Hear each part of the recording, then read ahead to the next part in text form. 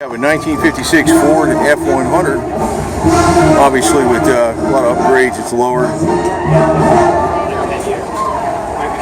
You see that engine? I had a 56 when I first started driving years ago, back in the 60s. Yeah. I took a 292 out of it. Bought a wrecked 57 Fairlane. I had the 312 T-Bird special. Right. I put that in there. Motor right up, bell housing. Really? Clutch, they're all there. Yeah. You keep everything the same, man. The only thing I had changed was the motor mounts on it. Wow.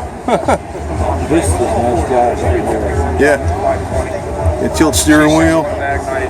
So you got AC in there too. A lot of conversion. Yep. Been lowered. And you got your bed cover, the hydraulics on it. You got your fuel filler up cap right back here.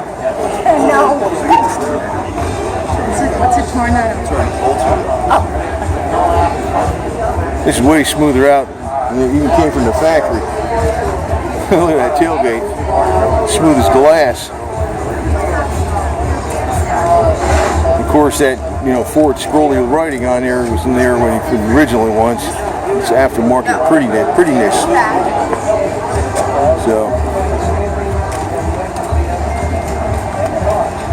let's get around this side, take a look at the inside, and get back. Okay. Electronic gauge package. Beg your pardon? Oh, I was just looking at this stuff. Oh, yeah, that's Dakota Digital. Yeah, Dakota Digital, $1,000. Not cheap, huh? Yeah, well, nothing's cheap when you do this kind of stuff. Yeah, hell no.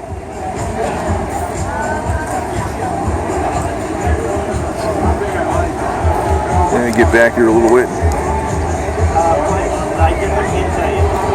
Sweet ride.